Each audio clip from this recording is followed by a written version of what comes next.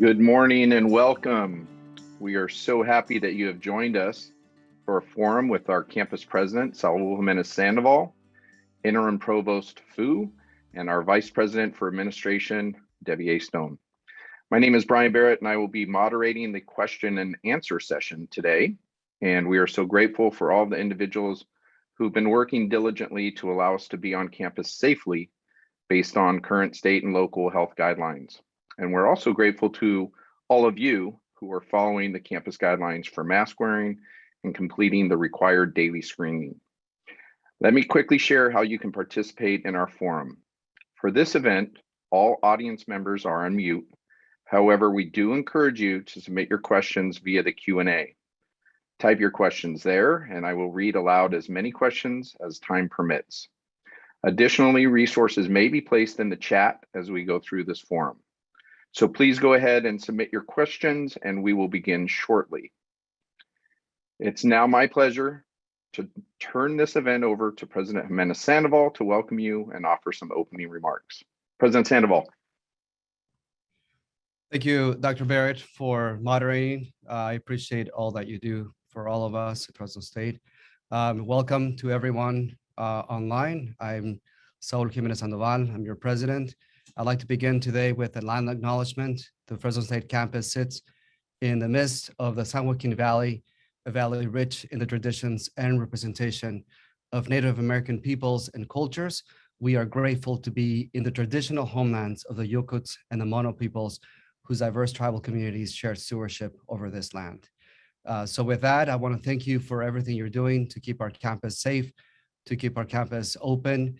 We have some preliminary results from rapid surveys that OIE send out to our students, and all of these indicate that our students are engaged in much higher levels than they were in fall 2020.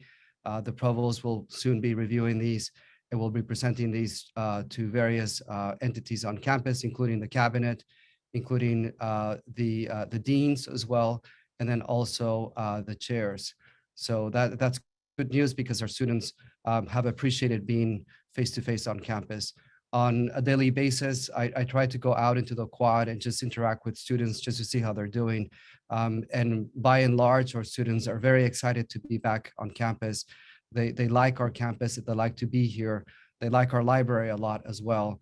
And I feel that our resolve to be face-to-face with the right protocols for safety and for health guidelines have really paid off in the recent months. So having said that, I also want to thank all the professors who are inspiring our students in the classroom. I want to thank all the staff who give of themselves to this critical mission of ours to educate our valley. And I really want to thank the students as well for being true champions during this time of difficulty for all of us. All in all, I feel very proud of Fresno State. I feel very proud of what we're doing, and I welcome your questions today. Thank you. Thank you, and we're glad that so many of you have logged in. Just encourage you to use that Q&A feature. Lots of questions already coming in. Let's go ahead and start with the first one regarding telecommuting. So absences for children in the K-12 setting are much higher than expected. Why are staff unable to receive support in relation to working from home, especially when employees are having to be home with their kids so frequently? So that's a great question, Dr. Barrett. I want to start off by saying that our mission at the university is to touch students, and we touch students by being present on campus. That's really the North Star. The North Star is that we really have to interact with the students, with the services we have, because student success is based on two basic pillars with which I started this semester. One, of course, are the services that we provide to them that allow them to really identify with the university and really allow them to have a sense of belonging with us. There comes a point in a student's journey at the university in which they say to themselves, this is my university and I belong here and I'm a bulldog and I'm going to graduate.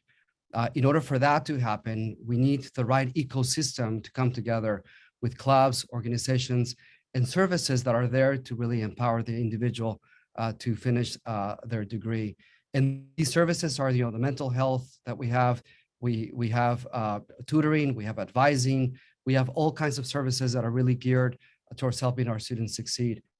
The other part of the component, of course, is the classroom. It's the classroom really that inspires them to become someone, a professional in the future once they graduate from Fresno State. In order to do this mission, in order to accomplish this mission of ours, we do need to be present at Fresno State. I do understand that some children are absent from class. If it's something that happens, once in a while, we do accommodate for that. However, the mission is for Fresno State to really interact with our students right now the most as possible. The focal point in all of this is that we are here for our students. The university exists because of our students as well, because once we graduate students, then they become professionals in our communities, and then they help lift the quality of life of everyone in the Valley as well.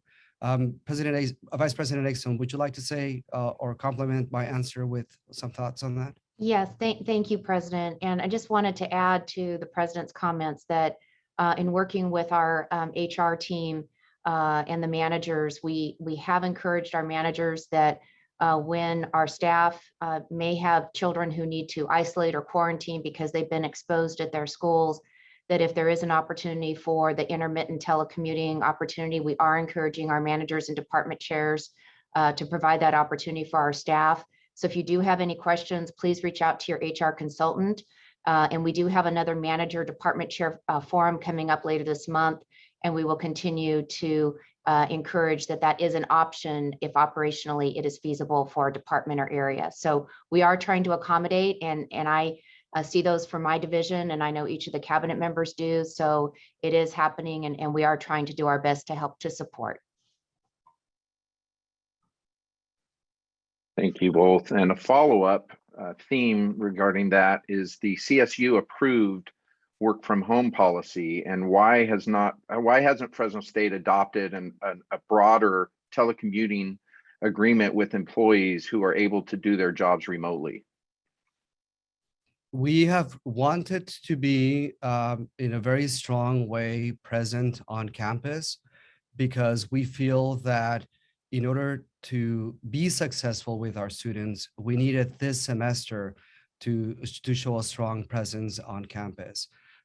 Next semester, we can begin to see what possible areas that do not interface or do not interact strongly with our students, we can begin to see, consider some rotation in that. But by and large, we want our staff to be on campus just as much as we want our faculty to be on campus. Our rate right now of face-to-face classes, we have about 70% or 68% of our classes face-to-face, which is a rather high rate within the CSU. And that's because we feel that with our particular special situation within the county, and also within the composition of our students, that's the best way to further student success. Our students, by and large, are first generation students, and our students, by and large, do need the interaction and the interface with our faculty face to face. So the large percentage of our classes are face to face. Therefore, we also want our staff to also be here face to face. So the reason, again, I go back to the same concept, right? We are here at Fresno State for our students. We are here at Fresno State because our students really are the future of this valley, and because we impact the community so strongly. In order to further that, we do need to interface, and we do need to interact with our students on a regular basis. Next question is in regards to the article that was published in the Fresno Bee about Fresno State changing to virtual instruction after Thanksgiving. Why was that communication not being shared with faculty and staff? And is there a plan to provide better transparency when COVID-related changes could be made? That communication was actually somewhat misleading. If you read the headline, it made it seem like we were ready to go virtual basically immediately at that point. And I got a lot of feedback from that headline. If you read the headline, though, it was if you read the actual article, it was very clear that we are exploring the possibility. This does not mean that we are deciding on something. It just means that we are exploring, just like every other CSU and just like every other institution in California. The UCs, for example, are also exploring the possibility. So we are fully transparent in that we have a task force that is exploring this possibility. That's probably where that news came from. But we are fully transparent with our faculty and with our staff as well. If we, in consultation with the county and in consultation with our health professionals and in consultation with the CSU and Sacramento on top of that, feel that it is best for us to be virtual, we will communicate that in a timely manner and we will go from there. But in the process of doing that, we have to explore every other single possibility, because what COVID has taught us more than anything is it's taught us patience. We can plan ahead and we can say we'll do this, but sooner or later, something might happen that we have to, reconsider and then readapt and then move forward with that. This is what's happening right now. We are simply looking ahead at the various possibilities of what we could do after Thanksgiving, and this was one of the many. So at this point, the task force, which is comprised of faculty, staff, and also MPPs, is exploring this. There's no veiled anything. It's actually quite transparent. The task force is composed of a lot of people who are invested in Fresno State and who also have very strong connections to the staff, to the faculty, and also to the managers at Fresno State. So yeah, it's simply an option at this point at the table. And we will cross that bridge once we are closer to it, and once we know what is happening within the county and how that's going to impact Fresno State as well. I do want to say the following, though. We do have a really high vaccination rate at Fresno State. And I do believe that the protocols that we've implemented are really strong protocols that have kept us safe throughout all of this. It's not by chance and it's not by luck that we have had such a strong semester moving into this. With 87% of our students vaccinated, that's a really strong showing, and I really give it to our students for having done what's right as far as coming back together to the campus. So I'll end with that, and if there are other questions, I'll try to clarify them as best as I can. Thank you so much. And just a reminder, please, to all of our staff and faculty who are attending today, please use the Q&A feature. I know sometimes there are comments that people like to make. As a moderator, it's incredibly challenging. There's already over 20 questions in the Q&A, and I try to bunch them into themes so that we can cover the most topics as possible. So again, please use that. What is being done to enforce the mask wearing mandate on campus? It seems like the busier places, such as the library, are filled with people not wearing masks. We have had a situation in the library in which some students were sitting at the library without wearing a mask.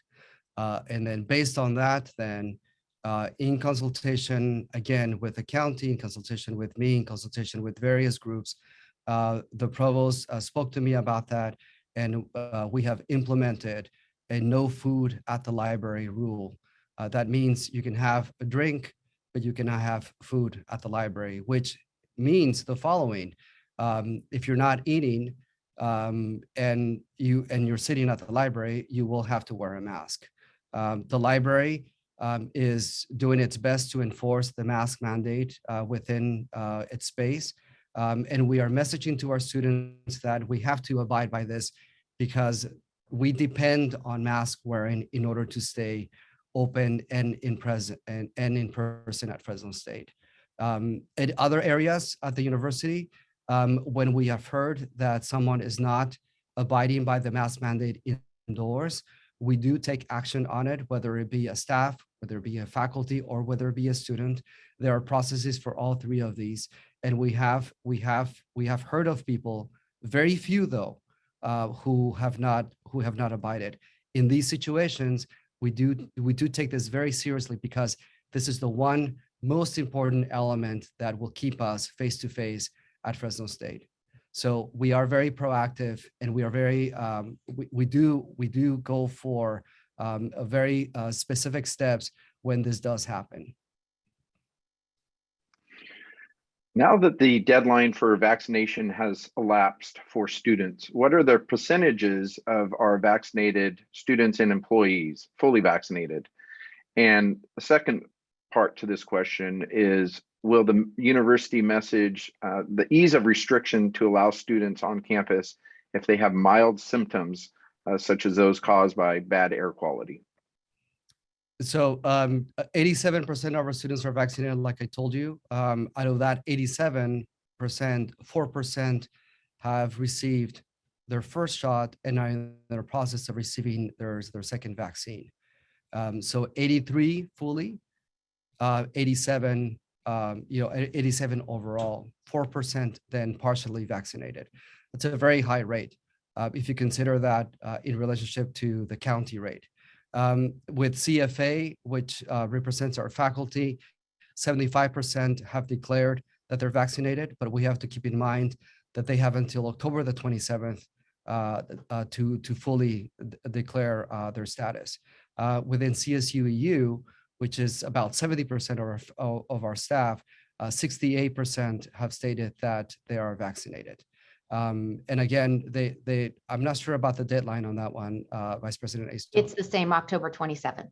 October 27th. So October 27th then will be the litmus test that we take on both faculty and the staff overall. Overall, right now, if we take all of the employees, comprehensive approach to all of the employees, then we would be at a 74%. Compared to the 87% of our students, out of which 83 are fully vaccinated and 4% are in the process. Thank you. The next question, I believe, is for Vice President Astone. If you could please speak to the perceived budget crisis that was occurring at the beginning of the pandemic. Is that continuing? Is it improved? And what does that look like moving forward? Thank you, and appreciate the question. And I think, as hopefully you're aware, that of course our 21-22 budget from the Chancellor's Office was much better this year, and we of course received restoration of approximately 50% of our 16 million that was the reduction in fiscal year 21-22. And we also received approximately 8.3 million in GI 2025 funds, of which 22% will be focused on basic needs and student mental health. And so we're working closely with Vice President Kuhn and her team, and also with Provost Fu on the needs for the GI 2025 allocation that is new additional permanent base this year. We also, in total, our general fund increase for our campus was 17.2 million, but there was a portion that was retained centrally by the Chancellor's Office for system-wide priorities of approximately 7.7 million, and that was done for every single campus. But in total, we had a total increase of 17 million net for our campus. And primarily, there was some mandatory cost increases that we received funding for, the AB 1460 for ethnic studies, and then a little bit for employer contributions for healthcare. So we didn't get the full restoration, the full 16 million, but of course, our level A allocations were much better this year, and we will be doing a presentation to the Academic Senate and also to the Staff Assembly here in the next few months with those updates. So it's a much better year than 2021. Our auxiliaries had a very difficult year in 2021 because of the loss of revenue, either from in-person sporting events or having the Save Mart Center closed, not having as many residents in our student residence halls. So pleased to report that, of course, this fiscal year, those dynamics have changed while we're still being very careful. the revenue loss that our auxiliaries experienced last year and partially in 1920, we're hoping to get stabilized this year. So I'll be glad to answer any questions, but hope that gives an overview. And again, as we do each semester, the president and I will be sharing this budget information with the academic senate and with the staff assembly. Dr. Barry, let me add something to what Vice President Ason said. We do have a stable budget this year. However, I'd like our faculty and staff to know that the budget, it's an ebb and flow. And the budget is contingent upon what the legislature and upon what the governor feel they will allocate to the CSU on a specific year. So while we have a stable budget this year, it's really difficult for us to say now we are on solid dry land, and because we don't know what's going to happen next year. So on a yearly basis, what the presidents of the CSU do together with the chancellor in coordination with the chancellors, we advocate for strong funding from the legislature and from the governor. First from the governor, who proposes something to the legislature, and then it's ultimately the legislature who then says, this is what the final budget is going to be. So that's really important for our community to know, in that whereas in your cases, you have a salary and you're able to say, I'm going to get this much money in the following months, and then I'm going to save this much for this and this much for that, and then I'm going to use this for, mortgage and whatever else. At the university, we go on a yearly basis to plan our budget. And that's really where we are right now. We are stable this year. However, we don't know what next year was going to look like. So on a yearly basis, we have to reassign, we have to refocus and say, now we're going to ask for this for growth. Now we're going to ask for this for operating. Now we're going to ask for this for what, the future of the CSU looks like. We just wanted to clarify that. Thank you so much. The next question is both to you, President, and also perhaps to Provost Fu. Some very strongly worded express concerns about the Office of Faculty Affairs and some of the challenges that are occurring there. If you could speak to what's being done to address those issues. Sure, I can say that that the Office of Faculty Affairs right now is stabilized. We do have an interim AVP for Faculty Affairs. I believe that we will launch that search soon. We will stabilize that search. If there are specific issues that this faculty member has in mind, by all means, contact the provost, who will then take the proper stance on this. Provost, who would you like to add anything to that? Yeah, thank you, President Hamid Sandoval. I appreciate the question, and I want to provide some background. I understand that the concerns here, although it's not explicitly expressed as to what type of concerns, my understanding is the overall delay or maybe slow response to inquiries. The Faculty Affairs has suffered significant staff shortage, and we have one of our colleagues there who suddenly passed away in July, and we have staff members in that office who resigned relatively also suddenly in the summer, and we have other staff members who, due to health reasons and concerned family reasons, could only work at a reduced hour. We also had, as the President just indicated, a change of the AVP, the head of the office. But I'm glad to report that we are rebounding very strongly with reorganization and hiring plans in progress. And we are hiring 2 staff members, but as we all know, the hiring process itself takes a lot of time with approval, search, and community work. And we are also doing other related reorganization and work morale improvement. So I anticipate in the near future, we can significantly improve the response time, documentation handling time. And we did suffer significant losses and slowness. So I apologize for this lack of timely response. And we are at this moment very strongly rebounding, and we will be able to resolve those challenges very soon. Thank you both. This is a combination of questions in regarding the upcoming flu season. So one, will there be flu shots available for employees as there has been previously? And the second part of this question is related to the flu season, some more lax telecommuting options that due to overall health.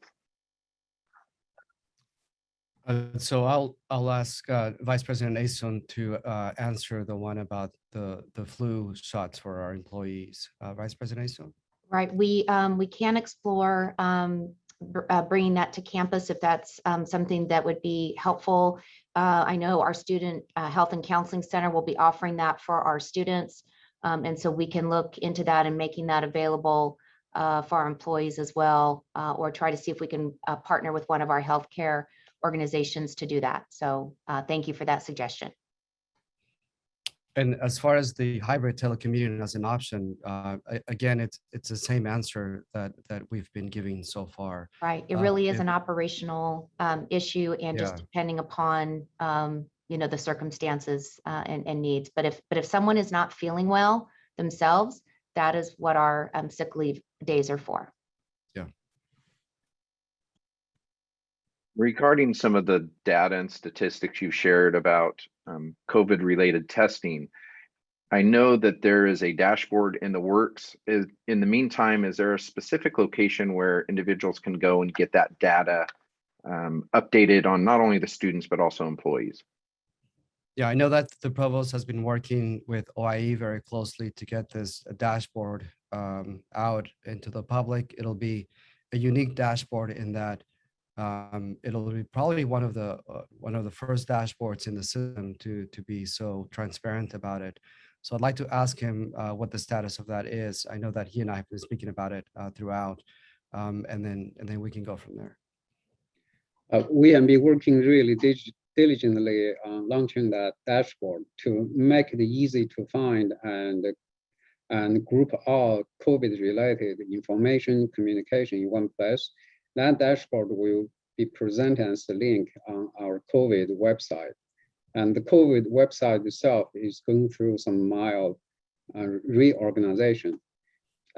We have 2 pages of the beta version of dashboard already ready. And one is the student vaccination status report. The other is a weekly testing report. And we are working very diligently across divisions between academic affairs and the administration and student affairs, because data come from many different sources.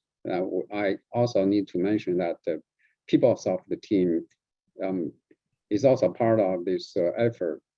Because this is different from the regular dashboard information with one data source and OIE, and it requires longer time and coordination to ensure that the information we present on that dashboard is accurate. Before that dashboard is ready for a wide audience review, and we have shared with the Senate leadership and the Senate, on the Senate floor, the whole Senate, the current status of vaccination, testing, active reported cases in a PowerPoint fashion. And we have done that weekly. My latest communication with the dashboard team is that the dashboard should be ready very, very soon, and waiting for the last few pieces of data verification. And because this is a cross-division effort, and Vice President Easton may also have additional information to add to what I just shared with you. And just a quick follow-up. Will there be any data on the number of screenings, daily screenings that are being completed by employees and students? Brian, I can answer that question. No, the daily screenings is something that is an individual responsibility, and employees and students, anyone coming to campus, are to be filling that out before they come to campus, but that is not being tracked or monitored in any way. Not like how it was when the campus was under more kind of restrictive capacity, where that was being checked daily when you came to campus. So I hope that helps. And I don't have anything else to add to what Dr. Fu shared. And we are providing that data and sharing that data with our fall 2021 task force as well. So that's been very helpful as well in getting their feedback. So, and again, our testing center, just want to mention again that our testing center at the Satellite Student Union, if you are vaccinated, students or employees, but you might have a close contact, or you may have been around a crowd and you're just not sure, you are able to go get tested at the Satellite Student Union at no cost during work hours, at least once a week. Yeah, even for those that are vaccinated. So just want to remind our colleagues about that service, and the results come back within 24 hours, and there's really nowhere else in town you can go to get that done. So we're trying our very best on many fronts to encourage the testing for both, of course, our unvaccinated, but also if our vaccinated colleagues would like to take advantage of that opportunity. Thank you, Vice President Naystone. The next question is in regards to CSU Buy, which is not very user-friendly, and there's some challenges from staff perspective, perhaps, of getting an itemized receipt that needs to move forward with a pro card adjustment. Is there anything in the works to rectify the inconvenience of CSU Buy? That's on you, Vice President Naystone. Right, be glad to take that one. So I'd recommend is maybe whoever posed that question, please reach out to Brian Cotham. Please feel free to copy me so we could better understand what maybe some of those pain points are. We are seeing a lot of benefit and process efficiency with using CSU Buy, but understand that there may be some challenges. So please reach out to Brian Cotham and copy me, and we'll be glad to follow up and see what we can do. But I appreciate that feedback. So thank you. A really ongoing theme regarding telecommuting continues to appear in the Q&A. So thank you all for your patience. I'm going to rephrase this slightly and see if we can provide some additional context in terms of unions and bargaining, et cetera. The concern is the inequity between various employees on campus. Faculty seem to have the ability to teach their classes remotely at their discretion, whereas staff members and counselors and other employees don't have kind of that same opportunity. So is there anything in the works to have a dialogue about when a telecommuting policy will be adjusted for our campus? So again, I'll reiterate what I just said. We are really here to make that student experience as best as possible. I understand from the provost that the faculty cannot just simply change their classes at their discretion. There is a process that is followed. There is a process that has to be approved. And I know for a fact that if the faculty member wants to change to virtual, they do not just do it on themselves, on their own. The provost, from my understanding, is that between 65 and 68% of our classes are face-to-face. If you do walk down a hall and see one or two classes, that does not mean that the rest of the university is the same as well. That's one part. The other part is that this process entails the chair, it entails also the dean of the college, and it entails the discipline-specific requirements of that field. I'll give you an example. Within my own field of Spanish and Portuguese, I would want my classes to be face-to-face because I would want to interact with them very specifically. Even though they can be taught efficiently through the virtual mode of instruction, at the end, I would feel as an instructor and as a professor that I would be more effective in person than in the virtual space.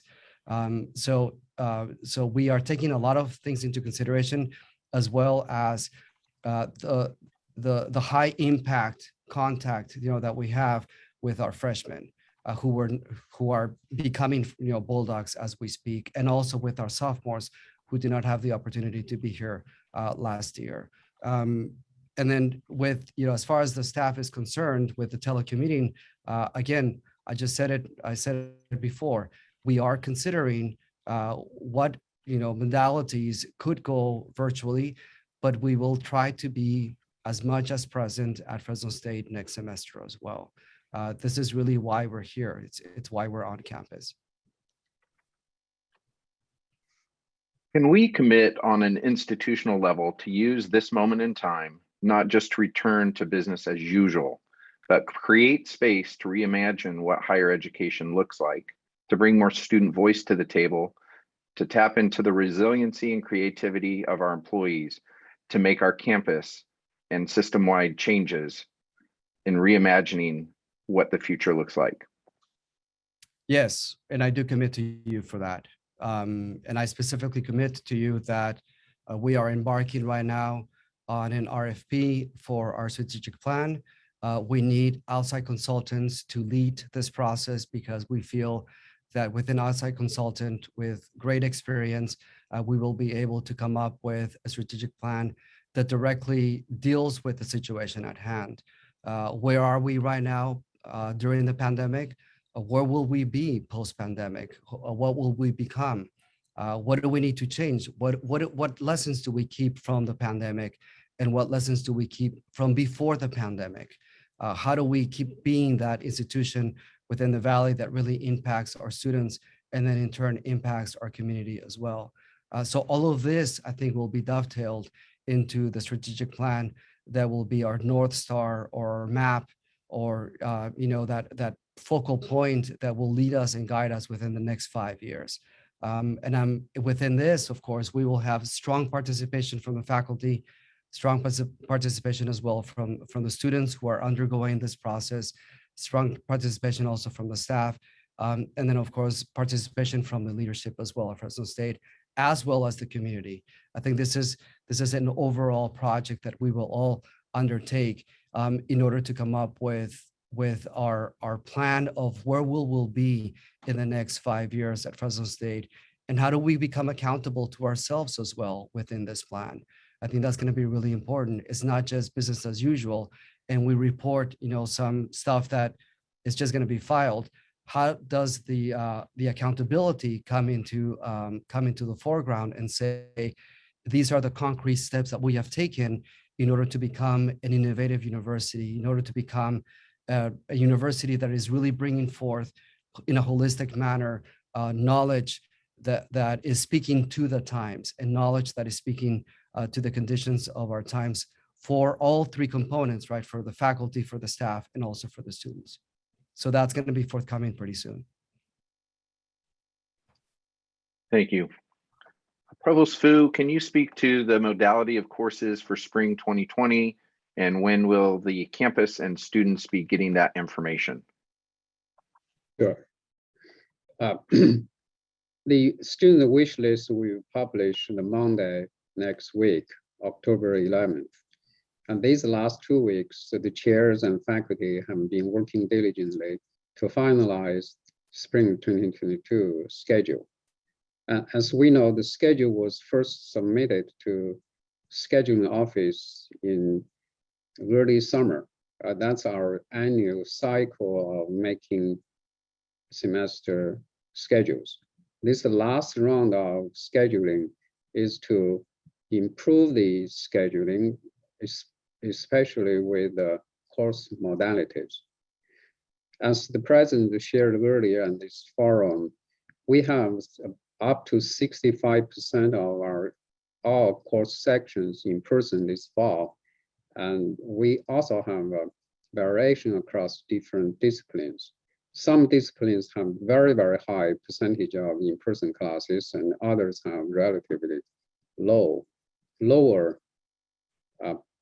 proportion of courses in person. In terms of students taking different courses by modality, we have about 50% of our students this fall in-person classes. The 43 are in different format of online or virtual classes. And we have seen some early evidence that this fall students' confidence and attachment to the university are significantly higher than they demonstrated in the last 2 semesters. So we wanted to adjust schedule in these past 2 weeks with 3 goals in mind. Number one, we want to offer students a quality education with the greatest level of flexibility and choices, because we have over 50%, 57% of all our students taking in-person classes. We want to ensure that at least half of our course sections are in person. And those disciplines, departments, and programs who currently have very high in-person proportions, they are encouraged to maintain this pattern. The first order of decision will need to be made by pedagogy, student success, accreditation, student engagement. Once we make those decisions on the course modality, then we will consider how we give course teaching assignment with the equity in mind, with the faculty needs in mind. And I issued the guidelines to chairs 2 weeks ago, and the chairs have been working since Monday, the previous week. I understand we do have some challenges in small departments. So we may have a situation that it happens with more faculty who may need accommodation. And we are looking at those needs, look at all possibilities of accommodation. The accommodation goes way beyond just a course modality. And we're looking at all possibilities, how we balance the needs of offering a quality education to our students, and also with our attention and care to actual faculty needs. So this might differ between different departments, between different programs, because of the different nature of the discipline and different nature of the pedagogy we have in a comprehensive university. And the course assignment is primarily a decision for the collectivity of the faculty and the chair in consultation with the school dean. But the provost office is standing by to review exceptions so we can reach the best solution and with best consideration of the actual specific needs. It is not easy to make this across the board the same because of different needs, different modality, and different pedagogy. But we always keep equity and fairness in mind when we review those situations and make a decision. And this is our goal, and we will diligently follow those goals and do the best we can. Tomorrow is the last day for chairs and programs to finalize their schedule. So I expressed earlier that we have 3 goals in this last round of scheduling adjustment. The first is a quality education for our students and highest possible choices for our students. The second is safety of our community members, including faculty, staff, and students. And we are ready and standing by at any moment if situation turns really worse than we thought. And with advice from the county Department of Public Health and the Chancellor's Office or the state, and we'll be ready to make decisions to protect our people. But all indications now, as we are here today, to indicate that we will be able very, very probably to realize those goals and missions to offer students a quality education. The last goal in this last round of scheduling adjustment is to offer students a stable schedule. As we all know, when we started this fall, and we were not really prepared for the sudden surge of the Delta variant. So we had to make a few rounds, even small scales of course modality change. And especially we had to move large lecture classes with over 100, at least with 70 students enrolled. And we moved those classes either temporarily or permanently from in-person to virtual to reduce the possibility of virus infections among our community members. And these kind of last minute changes created a lot of confusion and a challenge to our students. So in scheduling courses, the first and foremost, we have to keep students in mind. They are the most important people in this endeavor. We want to keep the schedule once published largely not change to facilitate the student choices of taking class and arranging their work, life, or even where they live. That doesn't mean that the schedule will never change, even not a single change. Schedule once made, as in prior COVID years and semesters, always go through changes. What we try to avoid is a large, sudden, systemic, big changes that will affect our students significantly and negatively. And we are trying our best to reach those goals with the challenges, but I firmly believe these are the right things for us to do, and these are right goals for us to achieve. I appreciate everyone, our faculty, and our students' input and suggestions, and appreciate the hard work, especially our department chairs and the deans. And I'm standing by and ready to discuss with any challenges you might have and offer help so we can move along and reach our goal. I would just add, Provost Fu, as a former department chair, the administrative support in the department and the staff are critical to ensuring that those schedules get put together. And I know all of us value their important work as well. I want to follow up with a couple different topics. One is in relation to some studies that have been done, including a study done by Stanford, indicating that productivity for employees can dramatically increase when they are working from home or remotely. Is there any concern at the university that we may lose some highly skilled staff members by not allowing some work from home options? So again, I'll reiterate what I said before. There are certain positions at the university, staff positions, that have to be here. Whether the person is more productive at home or not, I think at the end would be counterproductive to the person not being on campus and a student wanting, the live person to be here. There are other positions, I do understand that, such as the advising center, for example, that we could take into consideration and establish a rotating telecommuting policy, that we could look into that. And we will look into that next semester. So I'm aware of all of this. However, certain positions do have to be here, and certain positions do have to interact directly with our students as well. With the other positions, we will do the best that we can to accommodate and to really keep in mind that North Star that guides us always, which is the student success that is really at the heart of all of this. If we are able to do both, then that's great. Then we will consider that.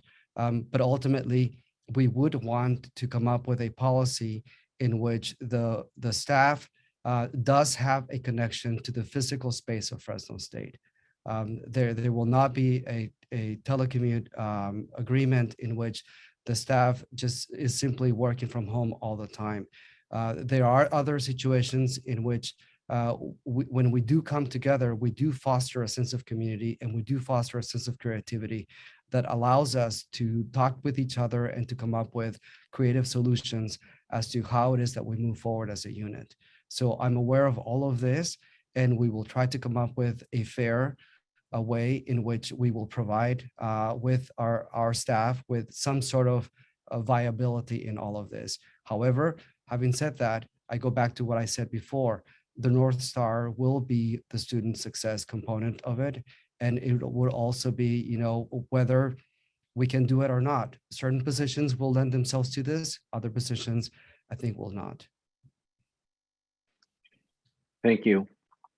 Will Fresno State continue to provide the expanded COVID-related leave after December 2021? That is through December 2021, and that is a system-wide benefit, and that is consistent for all 23 campuses. We have not heard if that will be extended or not, and so right now it is through December 31st, 2021. But if we hear anything different from the Chancellor's office, we'll of course share that information. Thank you. Why are masks not being mandated for football games? Several students attend those games, and several have contracted infections despite being vaccinated. I'll be glad to take that one, President, if that's all right. Sure, and I did put this in the chat as well, that masks are required at our football games if someone is not vaccinated. We are not requiring proof of vaccination or negative test because it is an outdoor event. We continue to consult regularly with the Fresno County Department of Public Health in regards to all of our protocols. And so that is what is in place right now at Bulldog Stadium. But as we know, for Save Mart Center events, because that is an indoor venue, we are following the California Department of Public Health requirements for proof of vaccination or a 72-hour negative COVID test, because that is a large indoor venue. So we are following all of the state and local requirements, and but masks are required to be worn if you are not vaccinated at Bulldog Stadium.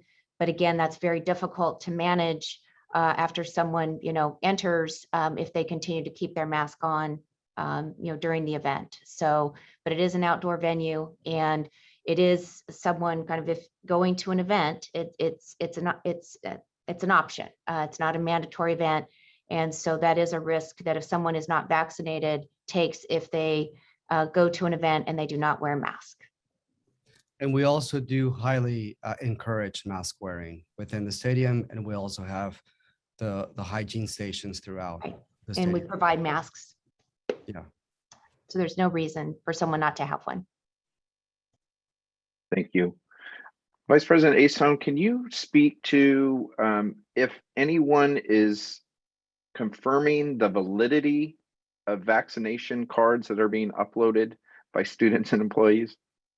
Yes, we are actually using a third-party system. It's called Point and Click, and they are helping us. Right now, we're using that system, and then they are also helping to validate the cards as well, and the proof of vaccination that is getting uploaded. So that is an ongoing process, and we are using Point and Click to help us with that effort. Thank you so much. I want to be mindful of our time and want to pose this question to the president because there are still 60 open questions that we have not addressed in the Q&A. What will be the medium of how these questions will be answered and shared back with our campus employees? With the rest of the questions, or the ones we've answered today? The ones that we have not yet addressed. We'll consider them for sure, and I can send the Q&A through campus email. I've heard loud and clear that the staff are asking for a telecommuting policy that speaks to the times. I have heard that, and I also reiterate, where we stand as far as student success is concerned. So I do hear that. I also saw some questions in there about salaries. The salaries are all salary increases are all negotiated at the system level. As personally, as your president, I do advocate for you at the system level. because I do know what you have gone through during this time. The other part is we cannot use her funding for salary augmentation because we can only use her funding for very specific COVID-19 related reasons.